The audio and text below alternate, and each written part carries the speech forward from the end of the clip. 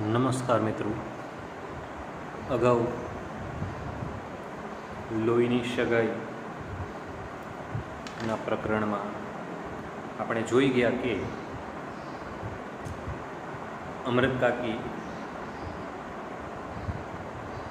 માતૃત્વ, એનું વાત્સલ્ય, એક દીકરી, ગાંડા જેવી દીકરી એવી મંગુ પ્રત્યેની મમતા કેવી રીતે એ નિભાવી જાય છે. છેલ્લે આપણે જોયું હતું કે એમના ગામની એક દીકરી જેનું નામ કુસુમ, એમણે ગામના લોકોએ દવાખાનામાં મોકલી અને એ સાજી થઈને પાછી ફરે છે ત્યારે કુસુમને નિહાળવા માટે ગામ આખું એકઠું થયું. એમાં સૌથી મોખરે એ અમૃત કાકી રહે છે. મોખરે રહેવાનું કારણ સવિશેષ છે.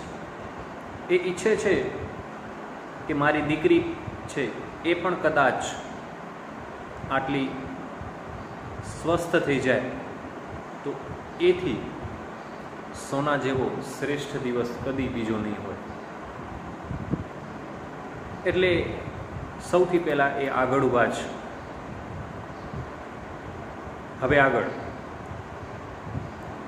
અમૃત કાકીએ જિંદગીમાં પહેલી વખત દવાખાનાનો વિરોધ ન કર્યો.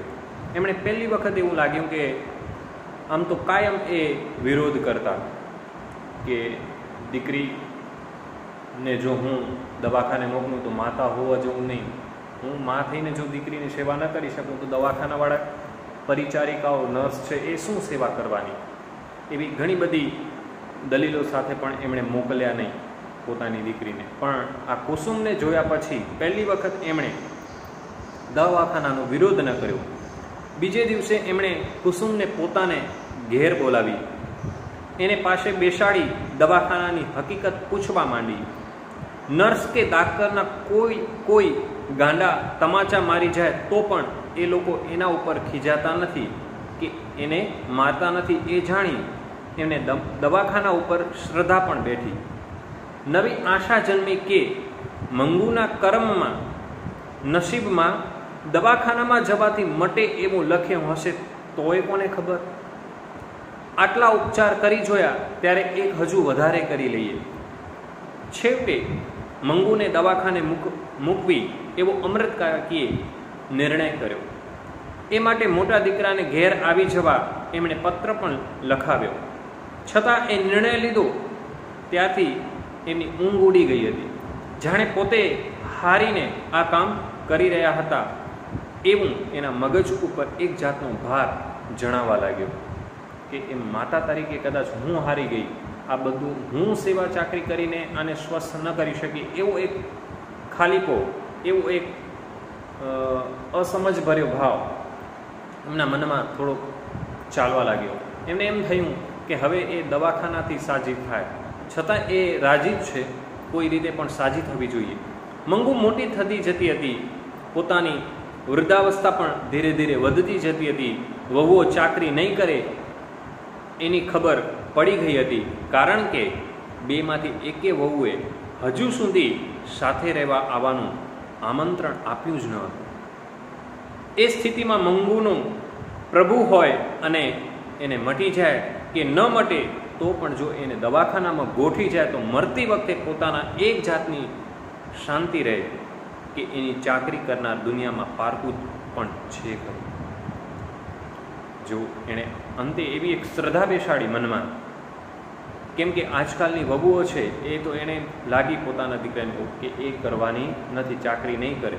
પરંતુ એને અંતે એમ લાગ્યું કે કદાચ એના મંગુને માટે પ્રભુ હોય અને એ દવાખાનામાં એને ફાવી જાય, ગોઠવી જાય એટલે ફાવી જાય એને, અને પોતાની એક જાતની શાંતિ રહે મરતા મરતા પણ કે મારા સિવાય પણ મંગુની ચાકરી કરનારો કોઈ અજાણ્યું પણ જાણીતું વ્યક્તિ બનીને ઉભરી આવ્યું છે. એ કદાચ આ ડાક્ટર કે નર્સ હોઈ શકે. આ વિચાર વહેણ સાથે અમૃત કાકીની આંખોમાંથી એટલું બધું પાણી વહી જતું હતું કે પથારી પણ પલળી જતી હતી. બોલો, એ લાગણીનું એક આ ચરમ સીમા છે મિત્રો. હૈયું પોકારી ઉઠતું ગમે તે બહાનું ભલે કાઢો, પણ મૂળ વાત તો એટલી કે તમે દીકરીથી થાક્યા છો. અમૃત કાકી ઊંઘમાંથી ઝબકી જતા બોલી ઉઠતા, શું હું થાકી છું? હૈયું બમણા જોરથી પુકારી ઉઠું, એકવાર નહીં 1000 વાર. એમને ઘણી વાર મનોમન થતું કે ખરેખર હું દીકરીથી થાકી ગઈ છું. ઊંઘમાંથી પણ ઝબકી જાય, ઉઠી જાય અને બોલી ઉઠે કે ખરેખર હું થાકી ગઈ છું. આવા બમણા જોર સાથે એમનું હૈયું ની અંદર ચિત્કાર, એક ચીસ પોકારી ઉઠતી, એકવાર નહીં ને 1000 વાર. અમૃત કાકીને થયું પોતે દીકરાને પત્ર લખ્યો તે જ મોટી ભૂલ કરી. એ રીતે શી ઉતાવળ હતી કે શિયાળાની ટાઢમાં અને દવાખાનાને એને ધકેલવી પડે. અમૃત કાકીને એમ થયું કે મારા દીકરાને મેં પત્ર લખ્યો બહુ મોટી, કારણ કે અત્યારે શું ઉતાવળ હતી કે આ શિયાળાના દિવસોમાં જ એને આ સારવાર કરાવી. રાતમાં હું એને કેટલાય વખત ઓઢાડું છું દવાખાનામાં, એમ ઘડીએ ઘડીએ કોણ ઓઢાડશે? ઉનાળામાં મૂકવાનું રાખ્યું હોત તો ઠીક થાત. એક માનો જીવ એ સતત કોરી ખાતો હોય, ચિંતા કરતો હોય કે મારી દીકરીની રાત્રે પણ હું આટલી વાર ઉડાડું છું, ત્યાં કોણ એને વારંવાર આવી રીતે ઓઢાડશે? કદાચ ઉનાળામાં મૂક્યો તો એ તો ચિંતા મટી જાત. જો એક નાનકડી ચિંતા માટે આટલું ચિંતન. પરંતુ પત્ર મળતા દીકરો આવી પહોંચ્યો. દવાખાનામાં દાખલ કરવાનો મેજિસ્ટ્રેટનો હુકમ પણ મેળવી લીધો. 1 અઠવાડિયામાં જ મંગુને મૂકવા જવાનું આવી પહોંચ્યું. અમૃત કાકીને ખાતરી થઈ કે દીકરો ગાંડીબેનને દવાખાનામાં ધકેલી વેઠ ઉતારવા માંગે છે. એવું ના હોત તો પત્ર મળતા તરત જ આવી શું કામ પહોંચે? મનમાં શંકાઓ જામી અમૃત કાકીને. એક જ પત્રમાં આ કેમ પહોંચી આવે મારો દીકરો? કદાચ એને હવે એની એવી ગાંડીબેનને કાયમ માટે જાણે દવાખાનામાં ધકેલી દેવી છે, એવી વેઠ ઉતારવા માટે આટલો ઉતાવળે આવ્યો છે. મંગુને મૂકવા જવાનું હતું તે રાત્રે અમૃત કાકીને બિલકુલ ઊંઘ આવી ન હતી. સવારમાં એક વિચાર એ પણ આવ્યો કે પોતે સાથે ન જાય તો સારું. દવાખાનાવાળા દીકરીને પોતાનાથી છૂટી પાડશે તે સહેવાશે નહીં, પરંતુ દવાખાનામાં કેવી સગવડ છે એ પોતે નજરે જુએ નહીં ત્યાં સુધી ચેન પડે નહીં એવું ન હતું. એટલે એ ન છૂટકે જવા તૈયાર તો થયા, પણ મંગુને લઈ ઘરેની બહાર નીકળવાનું થયું ત્યારે એમના ઉપર બ્રહ્માંડનો ભાર આવીને જાણે ઠલવાઈ ગયો હોય એવો આભાસ એ અનુભવી રહ્યા.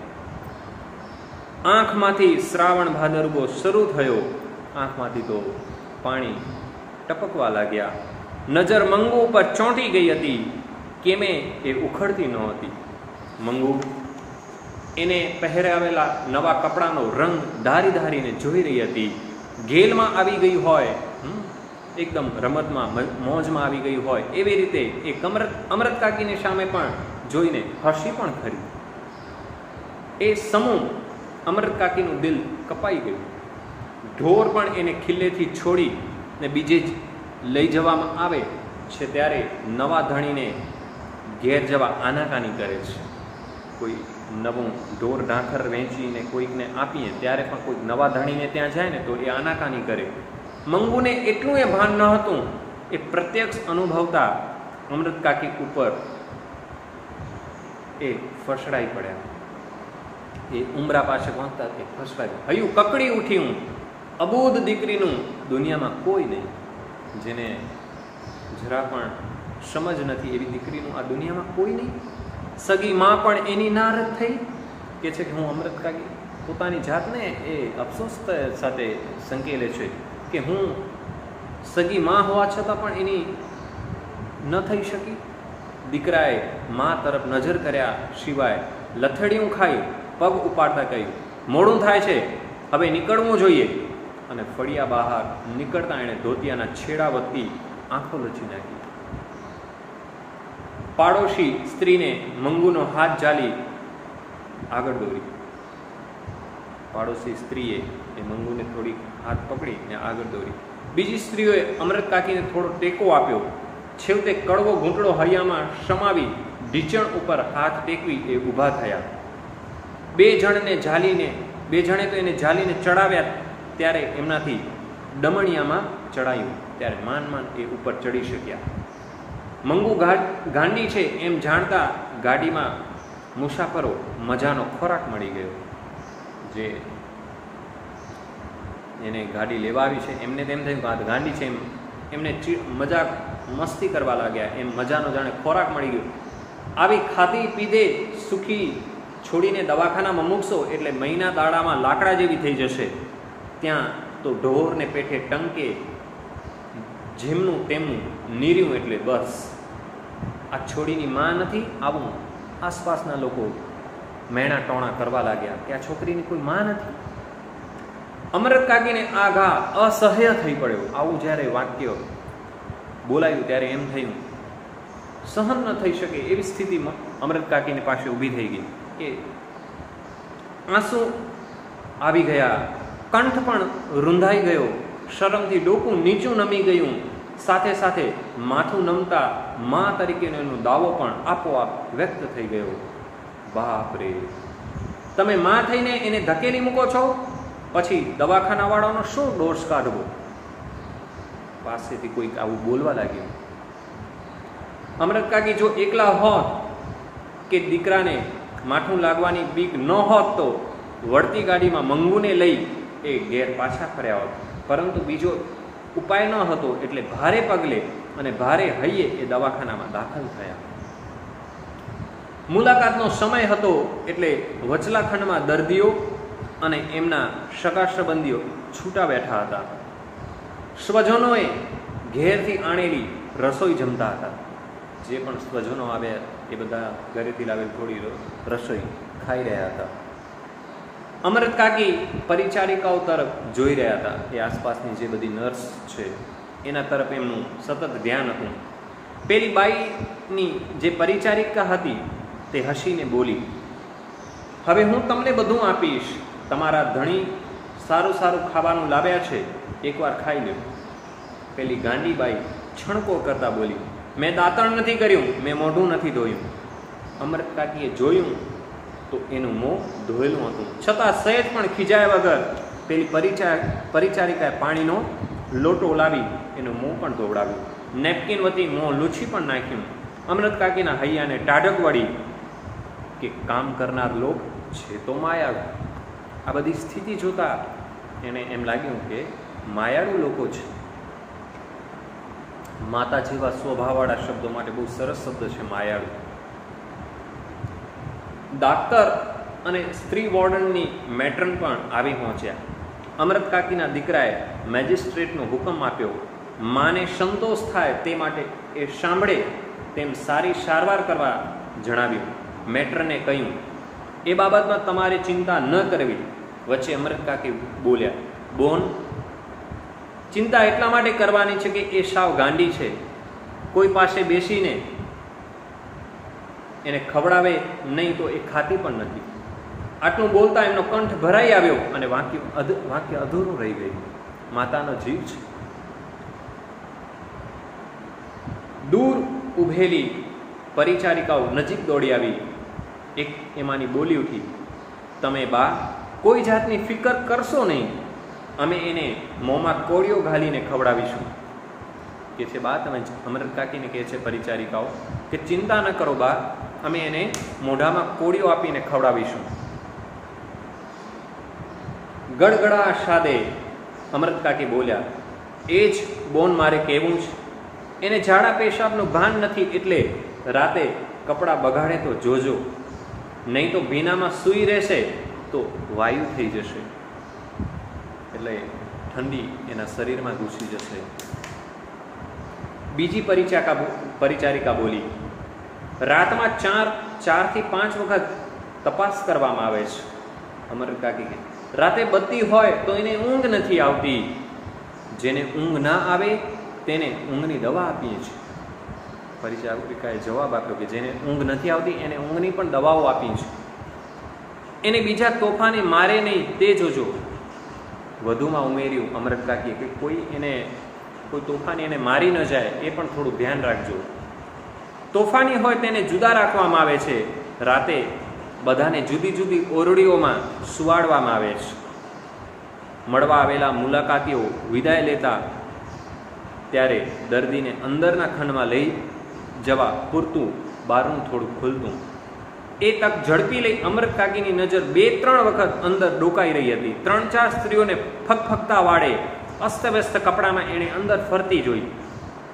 એકે એમના ભણી નજર કરી છાતી કૂટી અને એવો ડોળો ત્રાસો કર્યો કે છડી મર્યા. એ ઉપરથી એને અંદરનું રહેઠાણ જોવાનું દિલ થયું, ઈચ્છા થઈ, માંગણી કરી એમણે. મંગુએ જે ઓરડીમાં રાખવાની હોય તે મને જોવા દો. એણે કહ્યું કે મંગુને જે ઓરડીમાં તમે રાખવા ઈચ્છો છો એ ઓરડી મને જોવા આપશો. મેટ્રને કહ્યું, અંદર કોઈને જોવા જવા દેવાનો કાયદો નથી.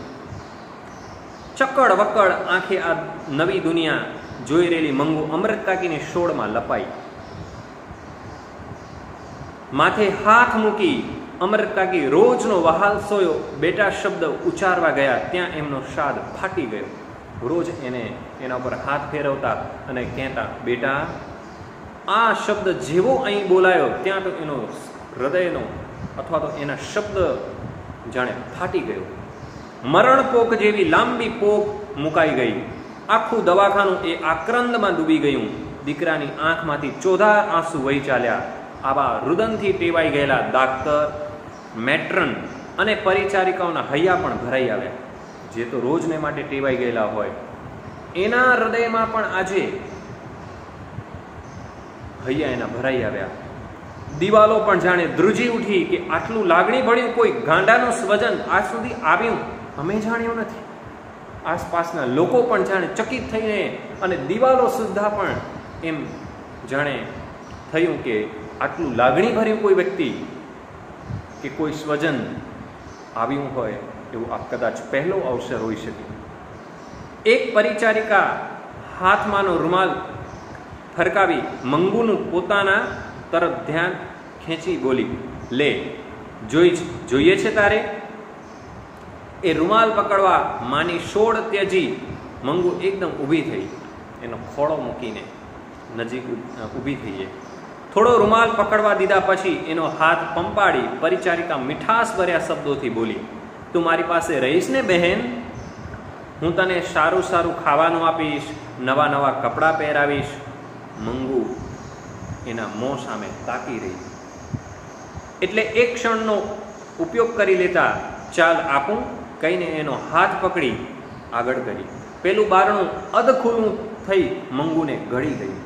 અડધો બારનો ખુલ્લો તો એની અંદર મંગુને પસાર કરી. મંગુ ની કાળજું કંપી જાય તેવી ચીસ અમરત કાકીએ ફરી નાખી. ડાક્ટરે આશ્વાસન આપતા કહ્યું, ગરડાબા, અને બાજુમાં ઉભેલા દીકરા તરફ આંગળી કરતા જણાવ્યું, આ તમારા દીકરા જેવો મને પણ દીકરો ગણજો. દીકરીને દવાખાનામાં નહીં પણ દીકરાને ઘેર મૂકી જાઓ છો એમ માનજો. આધેડ ઉંમરની બાળ વયમાં વિધવા થતા આ ક્ષેત્રમાં પડેલી મેટ્રને આશ્વાસન આપતા કહ્યું, આજ સુધી તમે એના એક બા હતા, આજથી હું એની નવી બા થઈ છું. અમરત કાકી ડુસકું ભરતા બોલ્યા, એને મૂંગા ઢોર જેટલું એ ભાન નથી.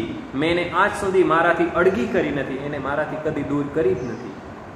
કુસુમને તમારા દવાખાનામાં મટ્યું એટલે મેં કાળજું કઠણ કરી મેં અહીં મોકલી છે. અહીંથી વાક્ય અધૂરું રહી જાય છે કારણ કે એના ગામની દીકરી કુસુમને બરાબર સ્વસ્થ થયું ને એટલા માટે મેં કાળજું કઠણ કરીને મેં અહીંયા કને લાવી છે. બહુ આકરા નિર્ણય સાથે હું અહીંયા લઈ આવી છું.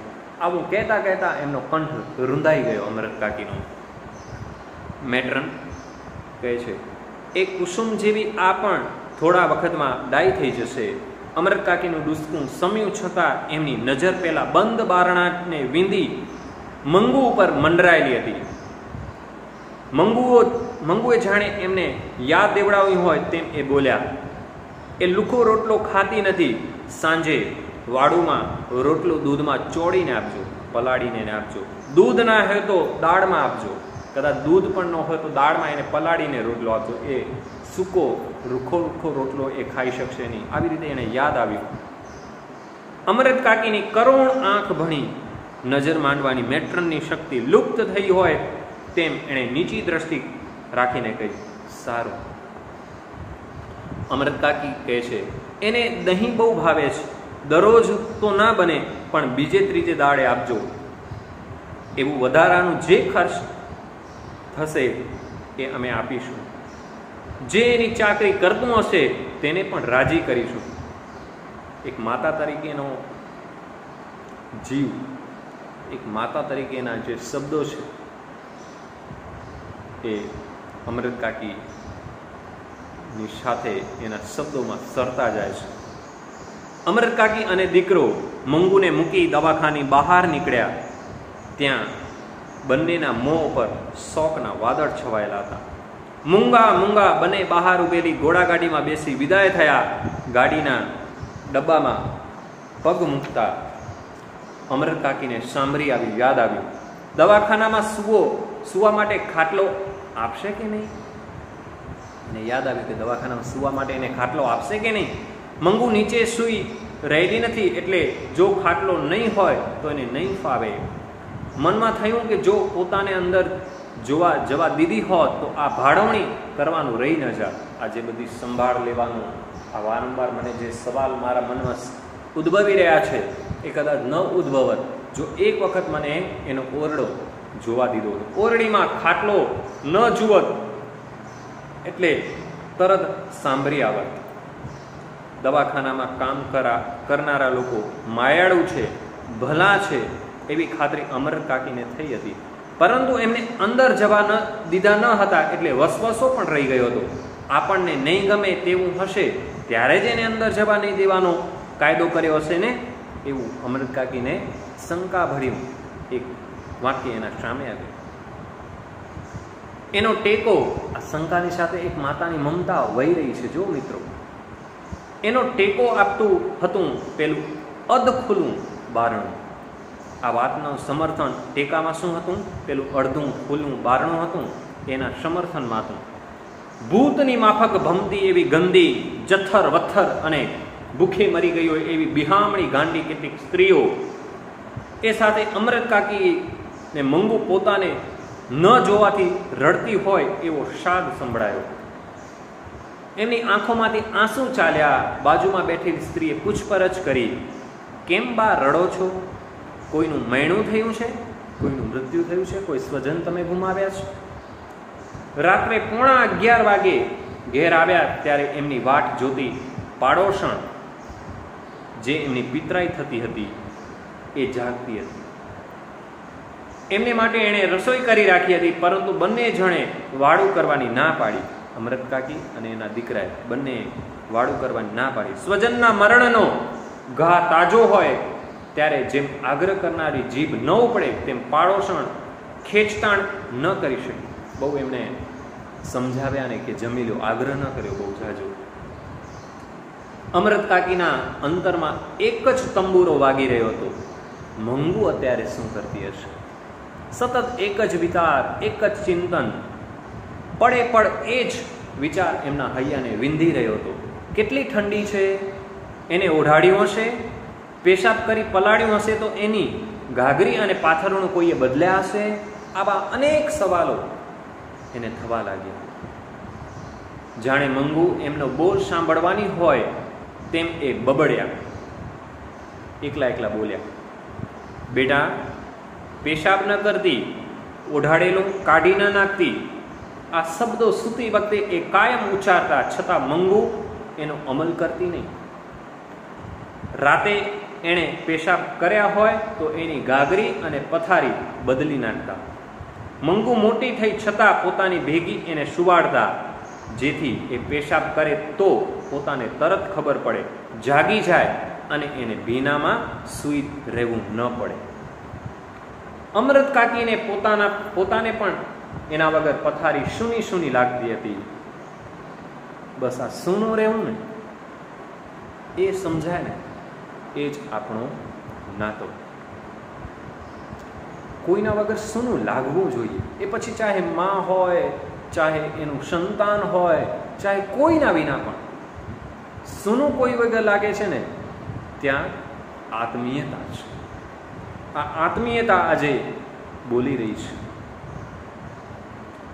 એ પથારી આજે સૂની સૂની લાગતી હતી. મનમાં થયું મારા ભેગી સુવા ટેવાઈ ગયેલી એને ઊંઘ આવી હશે.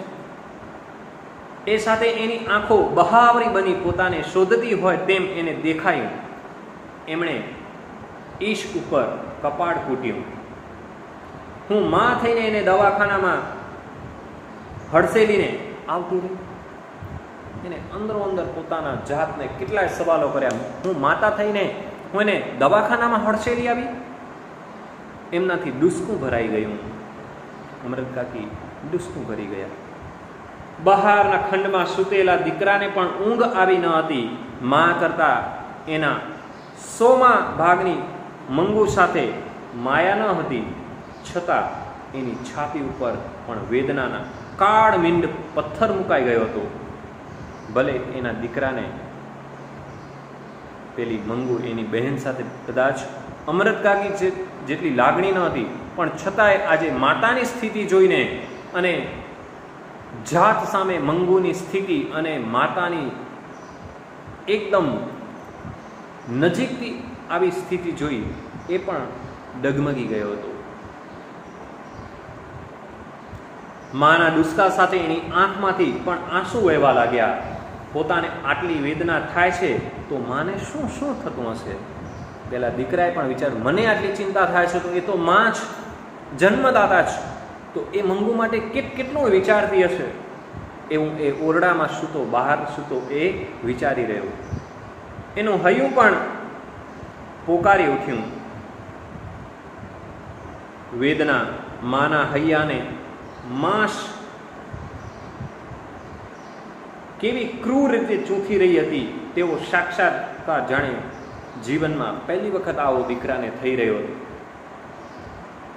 માનું આ દુઃખ કોઈ કાળે સમજાય, એનો ઉપાય શોધાય અને આ ઉપાયને કેવી રીતે આ સ્થિતિને કેવી રીતે ટાળી શકાય એના માટે વિચાર કરી રહ્યો હતો. દીકરો થઈને આટલું હું ન કરી શકું તો મારું જીવતર ધૂળ જ.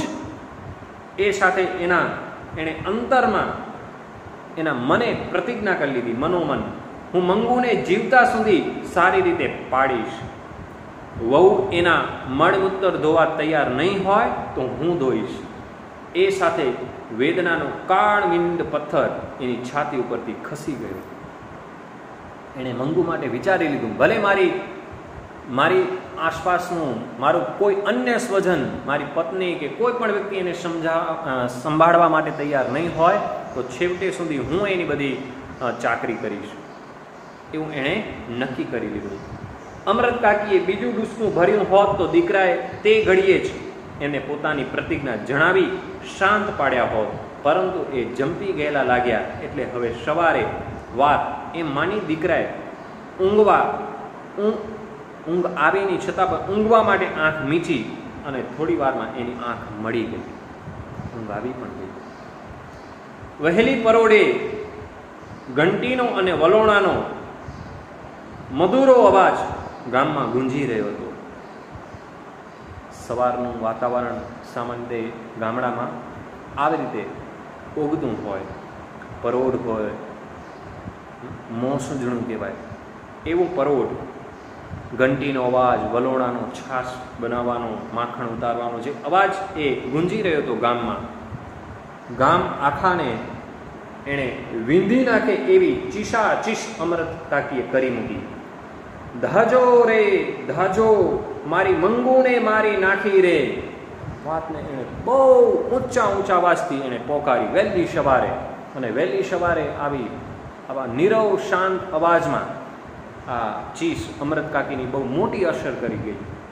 દીકરો ખાટલામાંથી ઉછળી પડ્યો. પાડોશીઓ દોડી આવ્યા. ઘંટીઓ અને વલોણા પણ થંભી ગયા. જેણે સાંભળ્યું તે ધાઈ આવ્યા. જેણે પણ સાંભળ્યું એ દોડી આવ્યા. આવ્યા તેવા હબકી ગયા, એકદમ ચોંકી ગયા. અમૃત કાકી મંગુની નાતમાં વટલાઈ ગયા હતા. અમરત કાકી પણ એ મંગુની માફક જ કદાચ મંગુની સાથે જોડાઈ ગયા. વાસ્તવમાં એ મંગુ જેવી ગાંડી હતી એમ મંગુના પ્રેમમાં મંગુની સાથેનું એનું વાત્સલ્ય, એનો પ્રેમાળ માયાળુ સ્વભાવ મંગુ સુધી દોરી ગયો. કદાચ એ પણ મંગુની લગો લગાવી એ પણ કદાચ પાગલ થઈ ગયા. આ પાગલ પણ એક માતાનો કહી શકાય, માતાનો એ અવિરત પ્રેમ જેને કોઈ પણ સાથે સરખામણી ન કરી શકાય.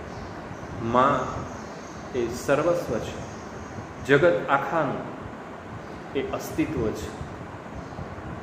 માં વિના સમગ્ર સંસાર સૂનો પડી જતો હોય છે. માની લાગણી એ સર્વોપરી હોય છે. આ સર્વોપરી લાગણી અમૃત કાકીએ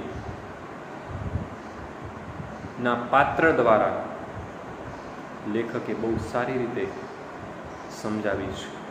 એક માતાનો સંતાન પ્રત્યેનો અનન્ય પ્રેમ.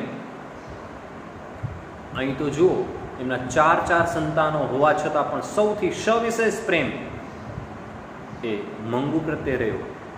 એમના સંતાનો પ્રત્યે તો હતો જ. એમને મોટા કર્યા, પરણાવ્યા, સુખેથી એમણે એનો સંસાર સુધી પહોંચાડ્યા. પરંતુ મંગુ માટે એમનો સંસાર શું હતો એ બહુ સારી રીતે અમૃત કાકી જાણતા હતા. એટલે જ અંતે આટલી સેવા ચાકરી થતા થતા એની લાગણીનો એવો એક સૂર જે અમૃત કાકી અંતે આ કદાચ સમગ્ર આ વાર્તાનું, ટૂંકી વાર્તાનું એ ધ્રુવ વાક્ય કહી શકાય એવું એક વાક્ય, સમગ્ર આ વાર્તાનો હાર્દ કહી શકાય એવું એક વાક્ય કે અમૃત કાકી મંગુની નાતમાં વટલાઈ ગયા, એટલે એની સાથે ઢળી ગયા. એ પણ કદાચની વાસ્તવમાં એ મંગુની માફક ગાંડા થઈ ગયા. હવે બંને એક થઈ ગયા એટલે જગતથી બહુ દૂર થઈ ગયા. હવે જગત એના માટે મિથ્યા થઈ ગયું. એમનું જીવન એ મંગુ થઈ ગઈ અને મંગુનું જીવન એ અમૃત કાકી બની ગયા. બંને એકબીજાને પામી ગયા. આમ એ માતાનો આ સર્વોપરી કદાચ સૌથી ઉન્નત એવો આ પ્રેમ આ રીતે લેખકે આપની સામે મૂક્યો છે. સૌ મિત્રો, મને આશા છે કે આ માતાના પ્રેમને ખૂબ ખારી સમજવા ખાતર નહીં, પરંતુ વાસ્તવમાં આપણે આ વાર્તાના હાર્દ સ્વરૂપ આપણે પણ જીવનમાં એક માતા